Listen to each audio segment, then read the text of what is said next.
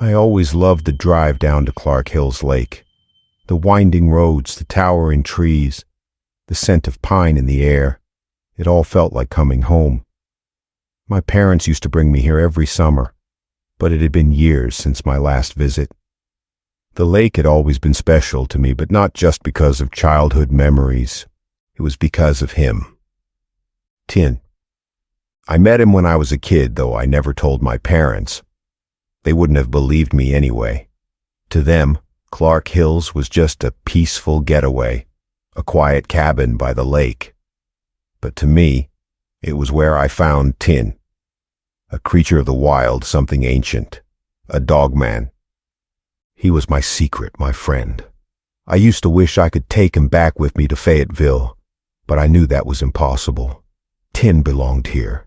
He thrived in the deep woods, the moonlight glinting off his fur, his golden eyes watching me with something I swore was understanding. But that was a long time ago. Now as I pulled up to the cabin, an eerie silence settled around me. The usual hum of cicadas and rustling leaves was absent. I shut off the engine and stepped out, stretching my stiff legs from the long drive. The place looked the same. Weathered wooden planks, a porch swing swaying gently in the breeze, the smell of damp earth lingering in the air. Still, something felt off. I set my bags down inside the cabin and stepped back onto the porch. The words left my lips before I could think better of them. Tin. Silence. I tried again, a little louder this time. Tin, are you here? The wind picked up, rustling the trees, but there was no other response. I chuckled to myself, feeling a little foolish. What did I expect? That he'd just appear like he used to? That he was still waiting for me? Shaking my head, I headed inside, locking the door behind me. But no matter how hard I tried, I couldn't shake the feeling that something wasn't right. The quiet was too deep, too unnatural. Then I heard it, a faint rustling outside, a slow, scraping sound. I froze, listening. The sound was wrong, too fast, too erratic. My stomach tightened as I moved toward the window. At first I couldn't see anything, just the trees swaying in the breeze, the lake reflecting the last light of the sun. And then I saw it. A pale figure crouched low to the ground, gaunt and long-limbed, moving on all fours. Its sunken, hollow eyes locked onto me through the glass. My breath hitched in my throat. That wasn't Tin. It wasn't human either. The thing stood up slowly, its thin body unnaturally tall, limbs twitching as if struggling to control themselves. Then it moved, fast, too fast, toward the cabin. I bolted to the door, locking it, shoving a chair against it, my heart pounding in my chest. Then a crash. The window near the kitchen shattered, glass spraying across the floor. I stumbled back, barely dodging the shards as I grabbed my keys and ran for the door. If I could just make it to my car. A terrible screech cut through the air as the creature lunged through the broken window. I ran, flinging open the cabin door and sprinting toward my car, my heart hammering against my ribs. I reached the driver's side, fumbling with my keys, but before I could unlock it, crash. Metal twisted and screeched as the rake, because that's the only thing it could be, ripped through my car door like it was paper. A clawed hand swung out, slashing across my arm. Pain flared hot and sharp as blood soaked my sleeve. I barely had time to react before it lunged again. I threw myself backward, scrambling toward the trees. I had no choice. I had to run. Branches snapped beneath my feet as I tore through the woods, adrenaline drowning out the burning pain in my arm.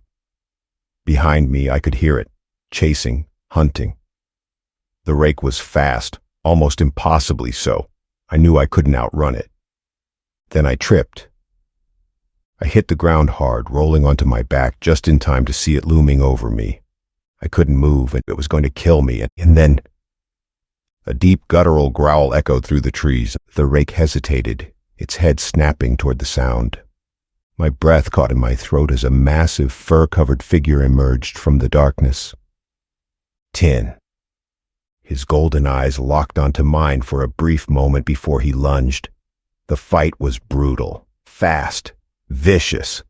Snarls and screeches filled the air as the two creatures clashed, claws slashing, teeth snapping. Tin was strong, but I could see the wounds already covering his body. Old injuries, fresh ones from this battle. Still he fought. He fought for me. The rake moved with terrifying speed, its long claws slicing through the air. Tin dodged the first swipe but caught the second across his shoulder, dark blood splattering onto the forest floor. He barely flinched. With a savage snarl he lunged, his powerful jaws clamping onto the rake's arm. A sickening crack echoed through the night. The rake shrieked, twisting unnaturally, and drove its claws deep into Tin's ribs. Tin howled in pain but didn't let go. With a violent jerk he tore the rake's arm clean off. But the thing didn't stop. It reeled back and leapt onto Tin, its teeth gnashing at his throat.